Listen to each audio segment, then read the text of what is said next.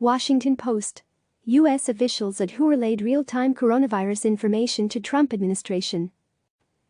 A group of U.S. officials working at the World Health Organization headquarters transmitted real-time information about the novel coronavirus directly to the Trump administration, U.S. and international officials told the Washington Post.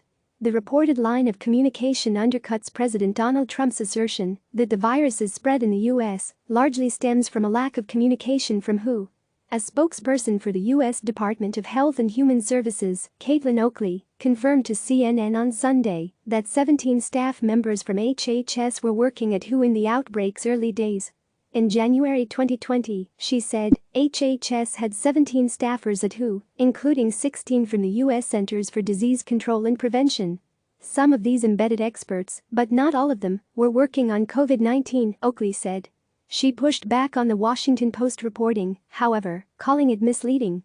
Oakley said that the Americans at WHO were not the decision-makers and appeared to suggest that WHO leadership was withholding information from U.S. technical experts or providing inaccurate information sourced from China. I'd add that just because you have Americans embedded in WHO providing technical assistance does not change the information you are getting from WHO leadership, she said. We have learned now that WHO information was incorrect and relied too heavily on China, she added. WHO officials, however, have pointed out that the agency must rely on information from member nations. Dr. David Nabarro, a WHO special envoy, told NBC's Meet the Press last weekend that we really do have to work with the information we get. We don't have, in the World Health Organization, the power to go and inspect beyond what countries tell us, Nabarro said.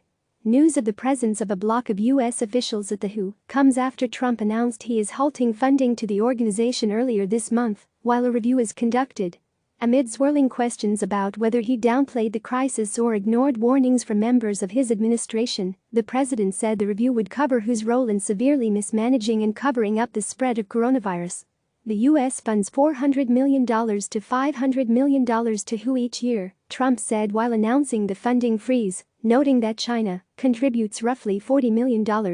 Had WHO done its job to get medical experts into China to objectively assess the situation on the ground and to call out China's lack of transparency, the outbreak could have been contained at its source with very little death, he said. Democrats, however, see the move to yank funding from WHO as a mistake motivated by the administration's desire to find a scapegoat for the pandemic spread. WHO is not perfect. But right now we need to work with them in the field, it is our only good option, a Democratic congressional aide previously told CNN. The administration is using WHO as a scapegoat. It is obvious. CNN's Armin Azad, Jason Hoffman, Betsy Klein and Jennifer Hanseler contributed to this report. Click subscribe to receive the latest news.